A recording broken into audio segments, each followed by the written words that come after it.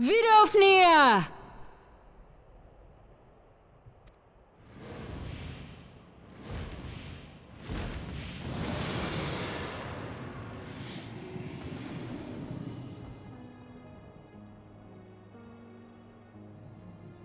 Ah, 'tis thee, little one. From above I did mistake thee for a nath. 'Tis well I chanced to look again, or thou wouldst now be ash. Dear Vidofnir, how I have missed you. Would that I had come sooner, and not out of dire necessity. Thou art troubled. Speak that I might know thy plight.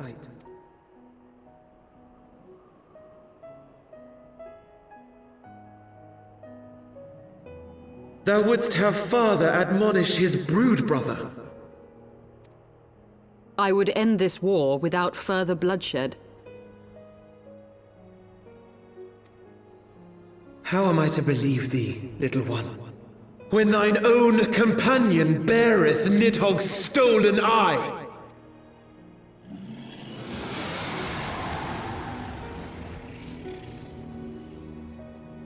Have care, dragon, or I shall gouge out one of yours. You forget yourself, sir. We are here on a mission of peace. My sire's will forbiddeth me from inviting discord to our home. 'Tis for this reason and no other that thou still drawest breath, knight. Vidofnir, please. We must be allowed to convey our intentions to Hraesvelgar in person, with words of our own choosing. Grant us this favor, and open the way to Som Al. Thou hast ever been welcome, little one. But I cannot grant thy wish. I am bound to remain here, and protect my kin from the Nath's god. The Nath have summoned a primal.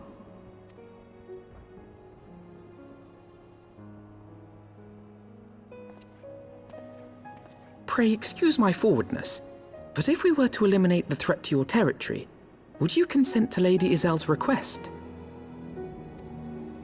Ha! Dost thou imagine thyself equal to the task? To succeed where dragons have failed? 'Tis beyond thee, mortal. But thou art welcome to try, nonetheless. Only know that idle promises shall avail thee naught.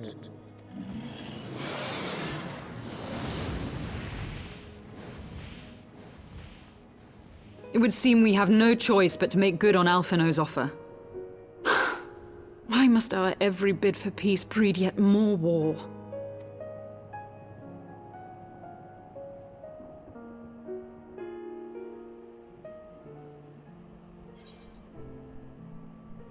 Okay.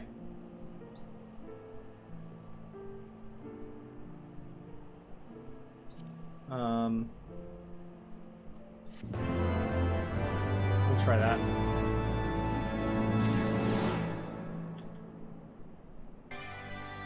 What do these guys have to say? Once more a primal rears its head, and once more the task of slaying it falls to you. Would that I too possess the echo. Oh, thank God you don't. You think you know a lot now. You speak out of turn all the time, man. By the Fury. But we must now defeat a primal, that we might treat with a worm. I do begin to see how you gained your reputation for surmounting the insurmountable. So, the Nath have summoned their god, and thus is the mystery of their newfound belligerence laid to rest.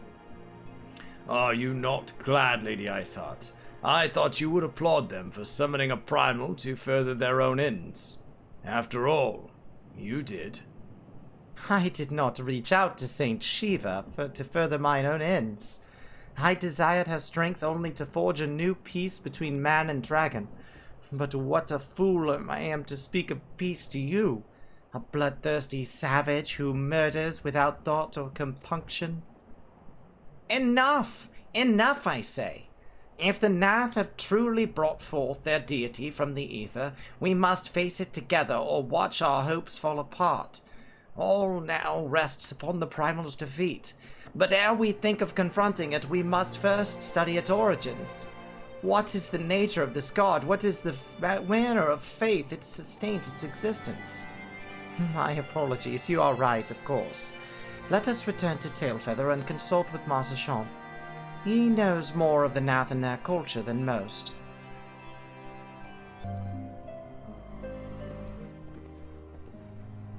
Oh, back already, are we? Met the Nath, did you? And what is it you'd like me to... I'd like you to tell me about their culture so I can see what their primal is. Summon a primal, you say? Oh, 7 hells. Well, I don't know bugger all about Nath religion, if I'm honest. Beyond their trading habits, there never seemed much point asking. But it shouldn't be that hard to find out. From time to time, we barter with a small hive to the north and west of here. Outcasts from the main tribe, from what I understand. I reckon they'd be willing to tell you a bit about themselves if you give them the right incentives. That sounds promising. And what exactly would a Nath consider to be the right incentives? Oh, nothing your average hunter couldn't scrounge up in a day or two, but seeing as you're in a hurry, you might want to divide the chores amongst yourselves. You'll want a good-sized jar of landtrap nectar, a basket of callum tree fruit, and always an Nest favorite, a generous portion of young Nanka flesh. I shall gather the fruit. Leaping to the tower branches of these forest giants should prevent little challenge from me. Oh, and I shall collect the nectar with Master Alphino's arcane assistance. And that leaves you to bring home the meat. You'll need to carve it from the smaller Nonkas that live near the rivers. 3 big hunks should be enough, I reckon. Once you've got everything together, you'll need to set it down at what we call the trading post. Here, I'll mark the spot on your map for you. You have been most kind, Master Marchand. Well then, let us attend to our respective tasks and reconvene at the trading post. I need hardly add the last one in there is a rotten uncle egg. This is why no one likes you. Don't be making jokes like that. Alright. I need to go just outside the gate and slay some things. You learned yesterday that it was an abbreviation? Yeah, free action time event was what they called him in ARR. And then we just called them Fates from there on out. It looks like there's a gate right there. I need help over the wall. I have to literally pop over the wall. Yep. Yep, that'll do. That'll do, pig. That'll do.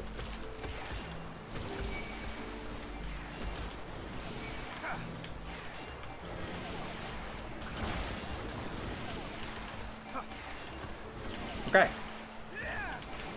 Full active time event. There it is. I knew it was something like that. We don't ever call them that. We just call them Fates.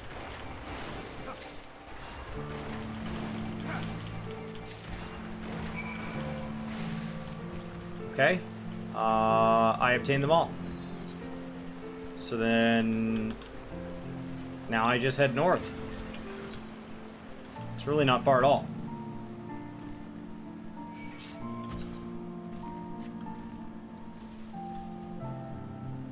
See if I can do it without pissing off literally everything. Should be right here. Trading post, just north of the road. Oh, look who's already there. Amazing.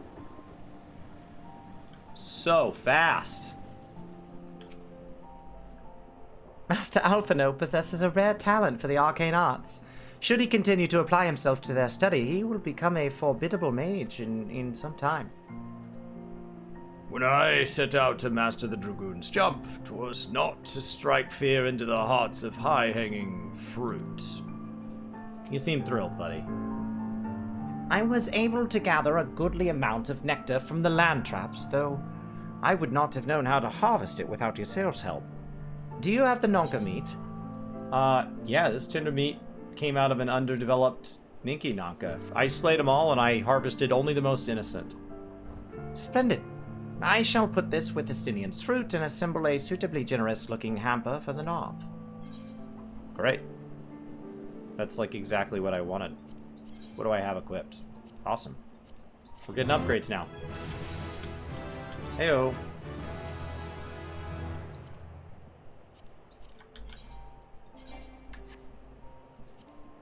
You look ridiculous. What are you wearing?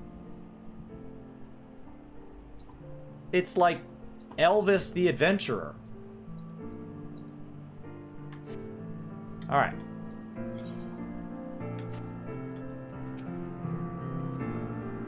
Master Alphino.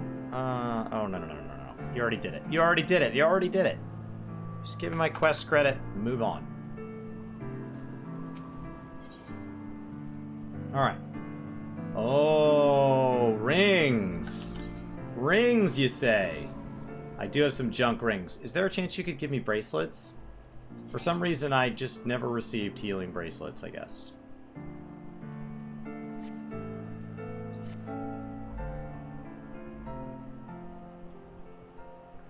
Well, everything appears to be in order.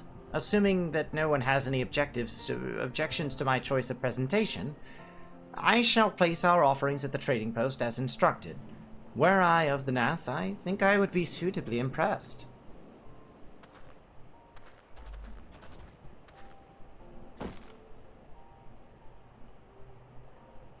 That's quite the presentation you got there.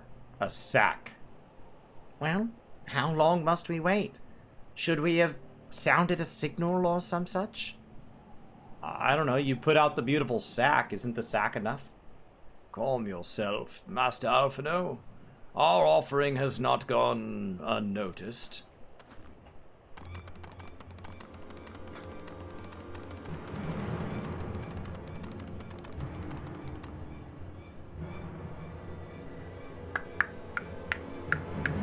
Long has it been since hunters last came to the Tride, bearing gifts that filled the air with such delightful scents. Oh, land trap nectar, Gallum tree fruit, and Nonka flesh. What delectable foods you have brought for us. Our meager existence is much enriched by your bounty. Come, hunters. Come to our hive if you wish to trade. Cramped by the stifling our homes are, but the rancid incense keeps the dragons at bay. Cramped, stifling, and horribly smelly. But better to live in stench than be cracked and crunched by dragon jaws, yes? Come. It is not far.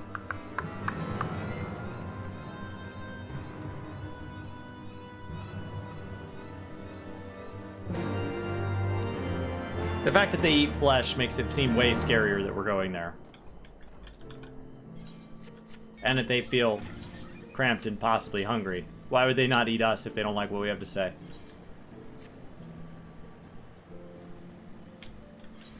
Alright.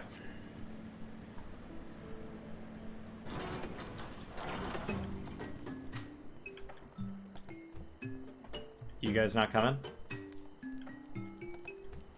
Kinda creepy to be here by myself. Your presence has been announced to the storyteller. You must speak to our chosen leader in words, for we are Vath. We are the non-mind.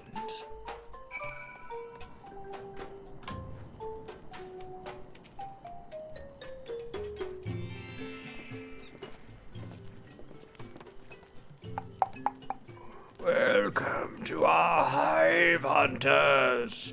You have brought delicacies much sought after by our people, and we are much pleased. What would you have in return? Honored Elder, pray allow me to begin by thanking you for welcoming us into your home and for accepting our humble offerings and not eating us. I mean, my companions and I are come in search of knowledge, specifically knowledge of your people's god. Knowledge alone. What strange hunters you are.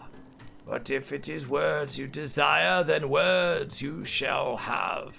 We are the Vath, the non-mind, and to speak is our fate.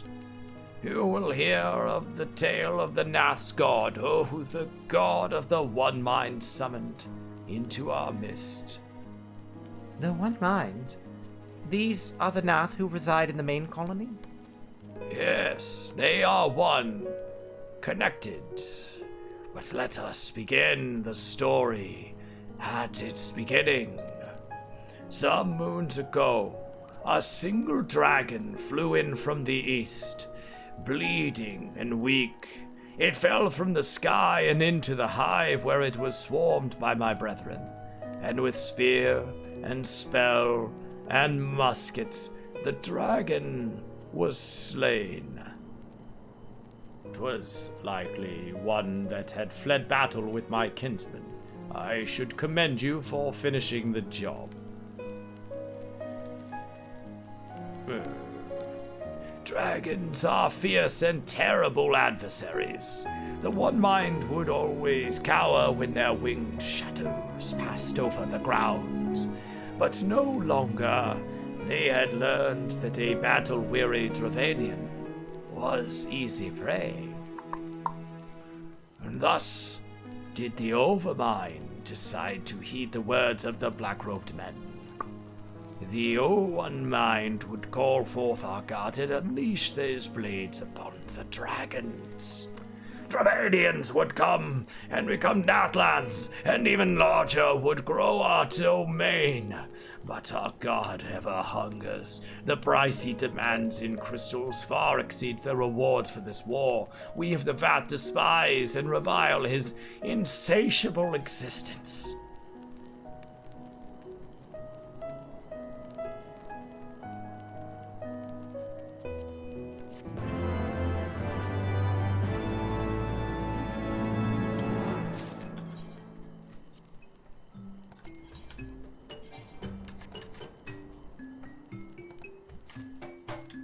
Okay.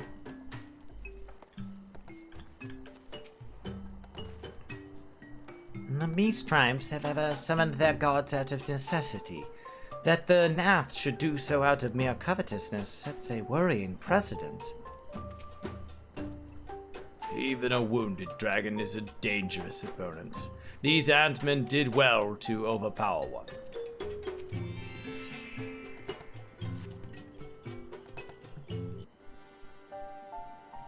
I call upon the power of a primal for the greater good, conscious all the while that I do so at grave cost to the land. I reason that it is a necessary evil, and willingly should shoulder the burden of my sin.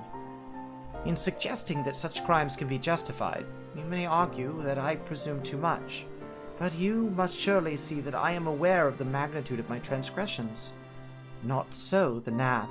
They summon their deity for no greater purpose than to expand their dominion. To a scion of the Seventh Dawn, one sworn to eliminate the primal threat, the distinction you draw seems questionable at best. But the fact remains that my own grandfather risked unleashing the power of the 12 in an attempt to prevent the calamity. Thus, while I may not condone your actions, I at least understand them. Not so the Nath, as you rightly put it. If they truly seek naught but territorial gain, I can only conclude that they are ignorant of their ruinous consequences of their god's insatiable appetite. The longer this primal is suffered to exist, the greater the suffering it will cause. It must be destroyed. How likely you propose the destruction of this god, Master Alphino? A being of whom we know not. Has it occurred to you that you may be sending the Warrior of Light to his death?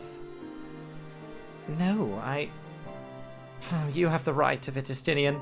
'Twould seem it is I who am the guilty of presuming too much. Pray forgive me, Meteor.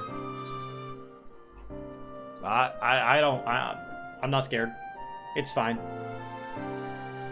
Wait. Meteor need not face this foe alone. Like him, I am blessed with the Echo's protection, and may do battle without fear of primal influence. Let me bear this burden. Ha! Do you truly imagine yourself a second warrior of light? Remind me, how many primals have you faced, my lady? Not that it matters. We know not where this god resides, nor how to challenge it, unless you mean to pray until it appears.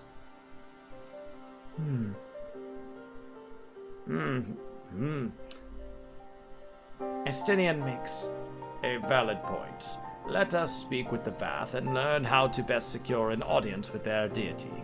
In this, at least, I may be of assistance. I think that was Estinian Tart. I think I mixed those up. The young lord certainly appears eager to prove his worth. He does. He does.